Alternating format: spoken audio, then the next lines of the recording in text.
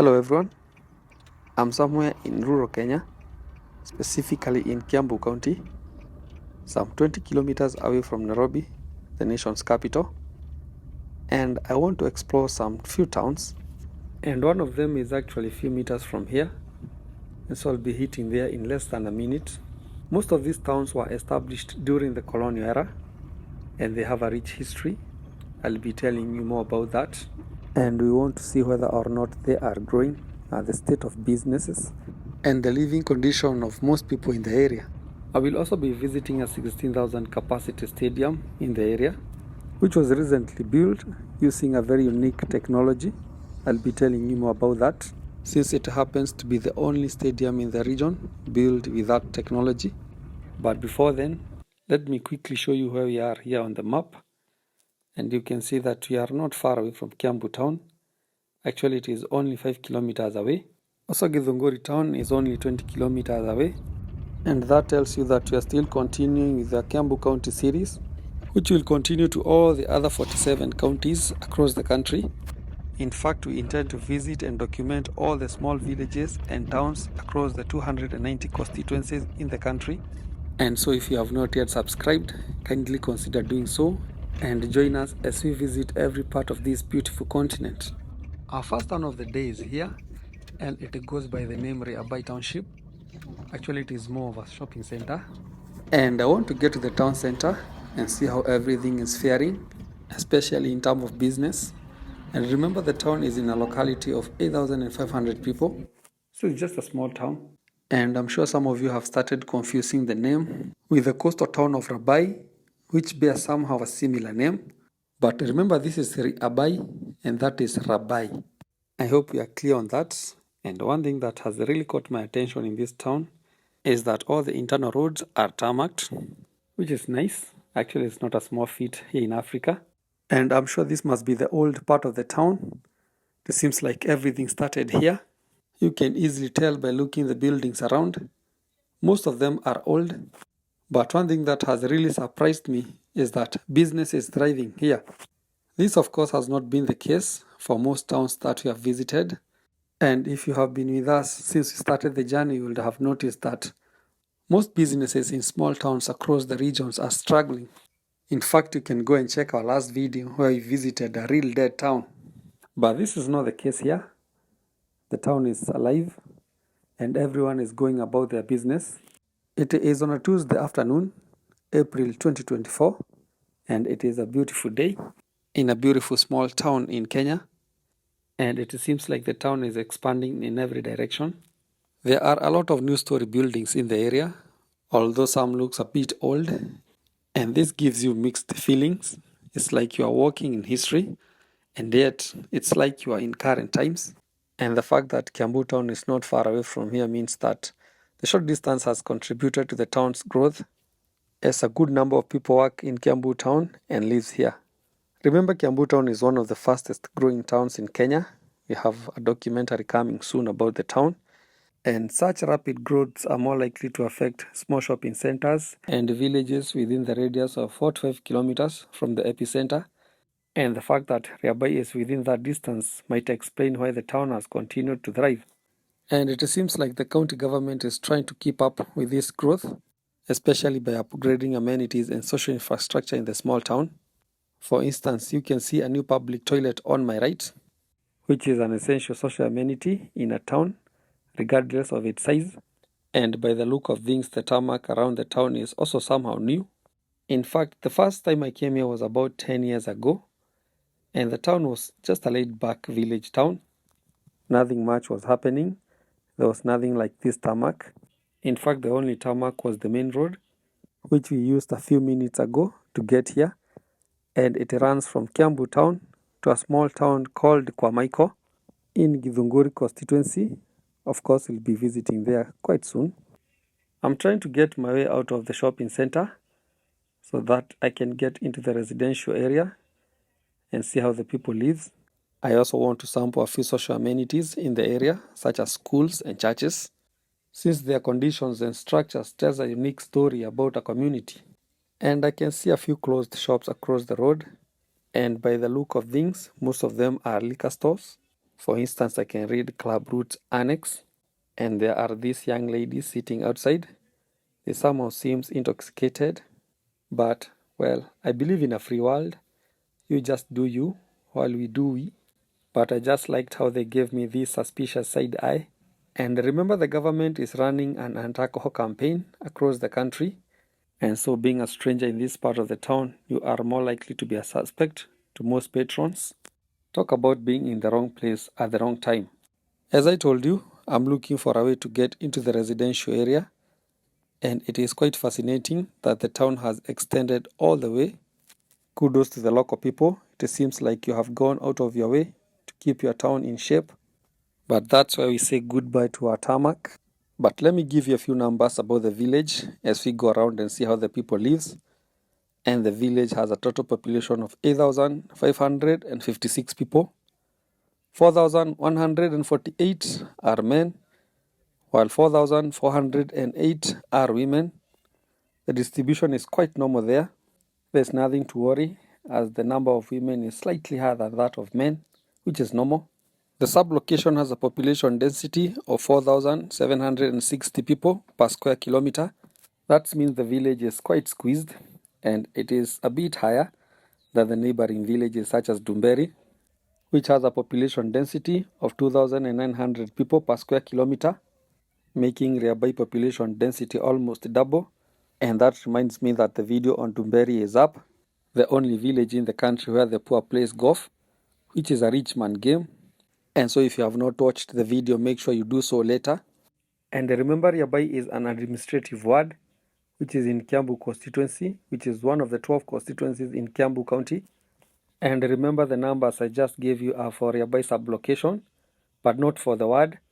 The ward is a bit bigger, despite carrying the same name, and it has two sub-locations, which are Riabai and Kihingo, and has a total population of 26,854. 12,800 are men, while 14,041 are women. Well, the gap is quite bigger, as there are about 1,200 more women than men, which can be a bit hectic for women, especially as far as finding a spouse in the locality is concerned. I have just spotted this humongous structure at the background. I hope you can see it. And I guess it is a church.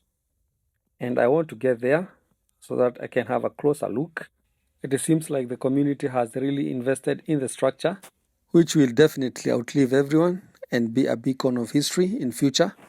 And that's why I love such futuristic structures. You can just imagine how people 200 years to come will perceive this church. And I believe it will be like those big cathedrals people go visiting in Europe, where they appreciate the architectural genius of those before them. There also seems to be a growing shopping center around, and remember there is a school ahead.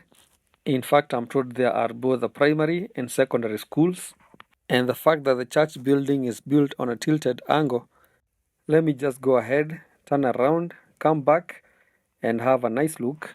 I hope we'll get a better angle. In fact, I can see it's a Roman Catholic church. We will come back to that in a second. Since on my left, I can see a school. It's actually a high school, a boys' school, and it goes by the name Rabai Boys High School. It's a boarding school, and it seems like learning is ongoing, and so getting inside is next to impossible.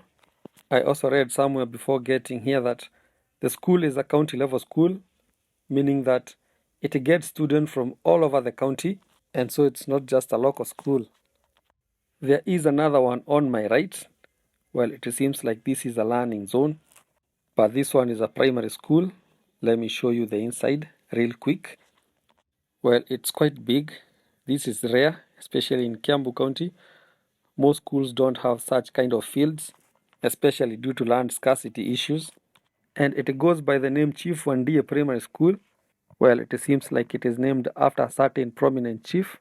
I've never heard such name, and I can't find his information anywhere, especially on the internet. But he must have been a great guy. Of course, they don't name a school after you if you are just a mediocre or any other average person. And so if you come from this area or have the slightest clue who the guy was, what did he do to have such a big school named after him, you can tell us on the comment section below. You can also drop a fact or two about your village and we will appreciate. I'm trying to get a nice position to film the church, and it seems like it's still under construction. But this is a magnificent project. Of course, it has costed members millions of shillings. There is a beautiful mural up there.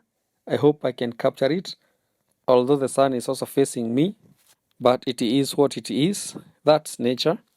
But the mural is a depiction of Mary the Mother and her son Jesus Christ. It is quite big, probably designed for people to see from far. It seems like the community has really invested in this one. I'm also told that the church is also the official sponsor of the two schools. I'm not sure in what aspect, but probably the church founded the two. I wonder how the new church would look after completion, but I'm sure it will be a marvelous piece of architecture. Maybe I might decide to come back in the area in the future just to take a look. Or what do you know? Of course, we never say never. Alright, everyone, I have just left the small village of Riabai, and now we are approaching our second town, which goes by the name Kirigiti, and it is only a few meters ahead. In fact, you will start seeing it after joining the main road and taking a few corners. It is the closest neighborhood to Kiambu town. Actually, you can refer to it as an estate, but it has an interesting history of its own. In fact, it plays a critical part in the making of the country's history. I will be telling you more about that in a few. But in the meantime, I hope you're having a nice view.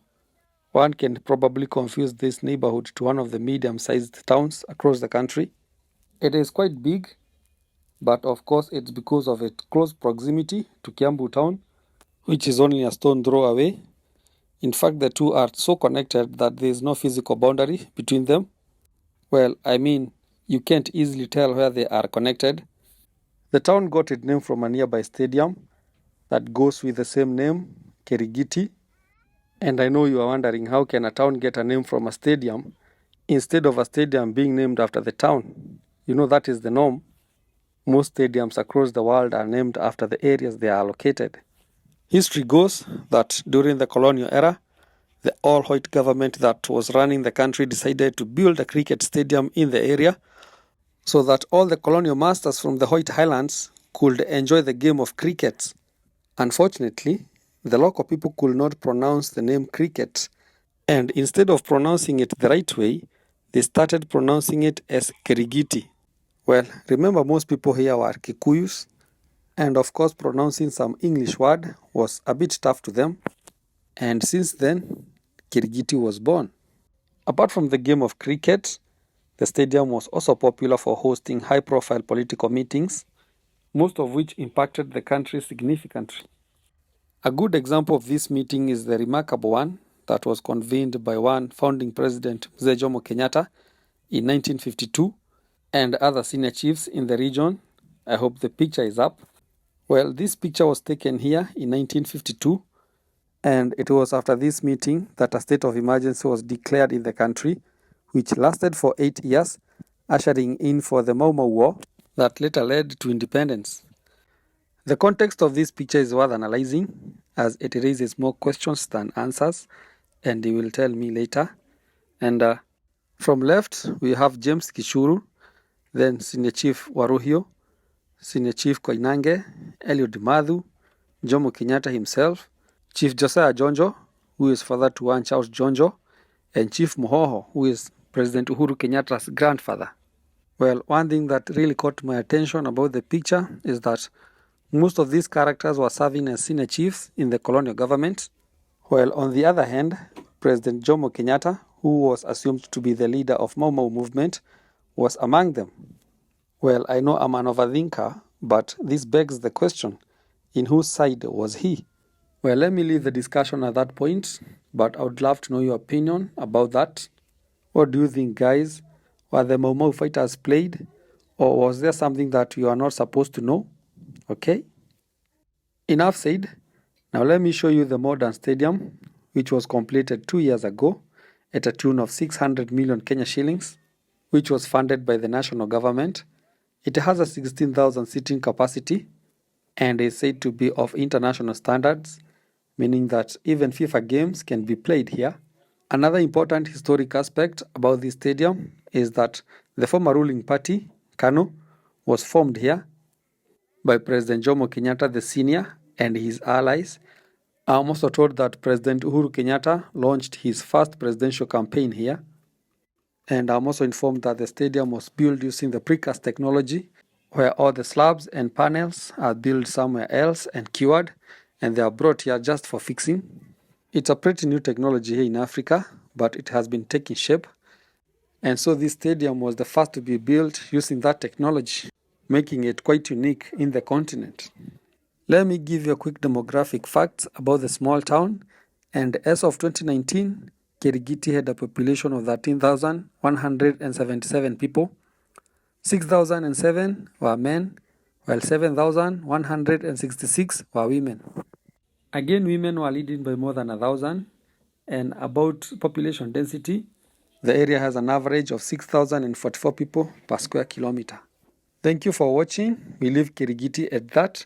And if you have watched this far, kindly consider subscribing to our YouTube channel, Village to Town, a channel that is dedicated to continue showcasing beautiful villages, towns, and cities across the continent of Africa.